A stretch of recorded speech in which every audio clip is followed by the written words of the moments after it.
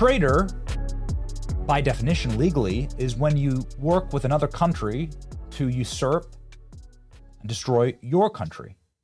And that would be the elegant and traditional definition of what a traitor is. And so what that looks like here is Barack Obama working with the Russians to destroy Donald Trump. Now, how did that work? Well, as we know now, the Steele dossier was used inside of the intelligence assessment. The Steele dossier was paid for by the Clinton campaign. They paid millions of dollars to Russian spies in order to create a fake document to take down Donald Trump. Now, this is the main subsource for all of this Russiagate activity is the fake document created by Russian spies. That would be directly working with a foreign government to take down the duly elected government in this nation. It's a proper Benedict Arnold move. It is treason by every conceivable measure. And now the House Speaker, Mike Johnson, who would of course be in charge of major investigative bodies asking questions of Barack Obama, has said he wants to subpoena Barack Obama over the Russia conspiracy. House Speaker Mike Johnson said Congress has to subpoena Barack Obama for allegedly colluding with American intelligence agencies to tie Donald Trump to Russia during the 2016 election. This was in an interview that just broke. It's a massive revelation, and obviously it's something that absolutely should happen. Here's the section of the interview that everybody is talking about here from CBN News. A spectacular question and a great answer. Here we go. You say there must be accountability. The DOJ will work on the criminal aspect of this. What's the role of the House here specifically? I mean, people want to see subpoenas. They want to see depositions. They want to see whether it be Brennan, Clapper, potentially the president, the former president of the United States. Are you willing to go down that route? Because a lot of people want to see some of these folks questioned under oath. Of course. Look, I think we have a responsibility to follow the truth where it leads and to do it in an unbiased fashion, to do effectively the opposite of what that other team did. They're engaged in a partisan political plot to take down their foe and the other party. We need to be about the rule of law and bringing order to the chaos and searching out the truth, because the American people are owed those answers. So we have some very bright, very capable, very strong leaders at Judiciary and Oversight, Chairman Jim Jordan, Chairman Jamie Comer, and the other committees that would be involved. And I do expect that whether there's a special counsel appointed, which some are suggesting, and or in conjunction with the House investigations, that we will get the answers, and there will be accountability to the extent that we're able to do that, referring people to the DOJ for prosecution and any other measure that is appropriate as we begin to uncover more of the facts. Does it get tricky at all with the former president, President Obama, looking at what his role in this is and bringing him in for some sort of deposition, potential subpoena? Well, listen, I mean, we have no concern about that. If it's uncomfortable for him, he shouldn't have been involved in overseeing this, which is what it appears to us has happened. There's a lot of allegations on the table. Our job is to go and follow each of those trails and to find out the truth. So those are very serious allegations with very serious implications, but we're going to have very serious people working on it, and we will get the answers. Okay, I guess we'll see, ladies and gentlemen. Mike Johnson commentating that Barack Obama shouldn't have been a criminal if he doesn't want to be subpoenaed by Congress. Here we go. Speaker Johnson tells me that he has no concern about bringing former President Barack Obama in for a congressional deposition or a subpoena over newly declassified documents. Bombshell. As we have been covering, nobody is above the law. This is significant. This is massive, says Matt Boyle. He's the congressional reporter for Breitbart.com.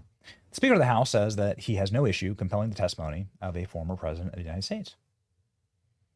Barack Obama has decided to volunteer this statement. He, of course, didn't write it.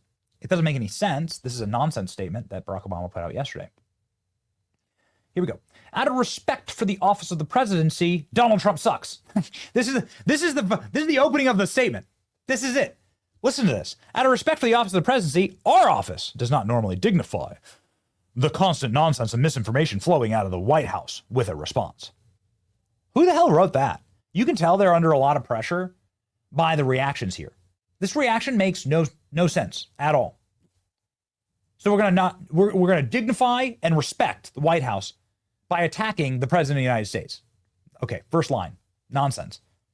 But these claims are outrageous enough to merit one. The bizarre allegations are ridiculous and a weak attempt at a distraction. Nothing in the document issued last week undercuts the widely accepted conclusion that Russia worked to influence the 2016 presidential election, but did not successfully manipulate the votes. But that's the opposite of what your Intelligence Committee assessment said, and it's the opposite of what you leaked to the media the moment you decided to do this on December 9th, 2016. We know the exact date because we know the exact date that the New York Times and the Washington Post and CNN all ran with that narrative, even though the intelligence community work group thought the exact opposite. Barack Obama had to order them to come up with this hoax, and now he's sitting there changing the goalposts. Fascinating. These findings were affirmed in a 2020 report by the bipartisan Senate Intelligence Committee, then led by Marco Rubio. Well, hold on. That's in 2020. We're talking about 2016. And how does that cover your crimes? It doesn't cover your crimes. And what's amazing about this is that Barack Obama in no way in this statement says anything about the actual underlying accusation that he weaponized the intel agencies and the military, because many of these agencies are funded by the military. So he's the commander in chief. He's weaponizing the military against Donald Trump, changing the president's daily brief from exonerating Trump of Russia collusion. He did that because Donald Trump got those same briefs. So this wasn't secret information just for Barack Obama. It's something Trump was getting too. You have to understand that's a critical element. And there's a timeline there from December 9th through January 6th of 2017. Yes, the true insurrection date, January 6th, where Barack Obama ordered the intel agencies to change their assessment. This is the politicization of the American military, weaponization of the intel agencies in order to attack and destroy his political opponent. And it's very significant, says George Papadopoulos. So sorry, you don't, you get nothing. You don't pass go. Your statement makes no sense. It actually, it weirdly does the opposite. Makes you look guilty as hell. And this is what I voted for. People are very happy about this. Everybody responding. Important interview, critical moment in the history of the Republic. The process is the punishment. Let the process flow. By the end of this, the legacies and reputations of all of them will be in tatters. Time to get to the very bottom of this. This is great. This should be broadcast worldwide, and I want a mugshot. That's right. Uh-oh. People are dancing. Okay. People are posting dancing gifs to this. Fire with fire. We just had Josh Hawley on the program in the morning stream, and he said, we're going to do it. Let's do it. You do it in the House, do it in the Senate. I asked directly, you're going to bring in Obama. And now I guess Senator Hawley isn't the leader of the Senate. That would be John Thune, but it's still a good get. Hawley says, yes, let's do it. Here we go. Do you expect there to be a full Senate investigation here? Do you expect there to be perhaps you calling back in Comey? We have the tape. It's too long to play the number of lies that Comey, Brennan, and Clapper have told before committees like yours. We have 9 minutes of lies, Senator. And so will you be calling them back in? Perhaps will you be calling Barack Obama in to testify as to what he knew? I would love to have Senate hearings. I think the more that we can expose this and bring it out into the light, transparency is fantastic. But Benny, I want to go back to something that you said just a second ago. At the end of all of that process, there needs to be action. Yes. And there's a huge value in getting the lies exposed. There's a huge value in getting these people exposed for what they did so that it never happens again. But there needs to be, on the back end of that, there needs to be some action. And right now, we have the Department of Justice. Right now, we have the U.S. attorneys, because thank goodness Donald Trump was reelected, and he is now putting in rule of law prosecutors back where they belong. We need the rule of law here. I'm sick and tired, and I think every American who believes in the Constitution is sick and tired of these two tiers of justice. That is what we have had for years. We talk about it in regard to the 2020 election, in regard to what they did to Trump at Mar-a-Lago, the raid, all of that stuff, the bogus prosecutions. But you and I both know it goes way back farther than that. We're seeing it now with this evidence. It's way earlier than that. We're talking about years now of shredding our Constitution, two tiers of justice. We've got to put an end to that. Just a spectacular commentation by Senator Hawley. So it's wild what we learned in all of this, and all of the right people are very angry about it. It's something that I didn't get to earlier and something I want to get to now. James Comey is releasing ISIS-filmed hostage videos. I can't believe this is real. All of the right people are panicking here, and James Comey is one of them. they know that this is a very different Republican Party and that they've lost all of their power. People like Stephen Colbert are being fired. Shows like South Park are getting billions of dollars. They're losing in courts of law. Yesterday, Paramount and CBS News settled a $36 million payout to Donald Trump. ABC News, a $15 million payout to Donald Trump. The New York Times is being sued by Donald Trump. CNN is being sued by Donald Trump. PBS and NPR are being defunded. They're losing all of their power. Their mechanism for power is disintegrating. Nobody buys the hoaxes and the lies any longer. People threw that Epstein report in the trash from the Wall Street Journal. Now they can come get it too. They're getting sued. And so they've lost their power, and now they're panicking. The statement from Obama was a panic move. It didn't sound like Obama. It sounded like somebody who's very, very scared. Obama never won for keeping his yapper shut, constantly yapping about how Russians stole the election for Donald Trump. Now he's very, very silent about it. Comey. No insult to our friend Jamie Comer, who's chairman of the House Oversight. James Comey, the disgraced FBI director, decided to get a script written for him. I'll prove that. And then decided to get a ring light, a very cheap way to light yourself and look silly, put on a suit inside of, I don't know, like a spare bedroom in his house, and deliver this. Here we go. Listen.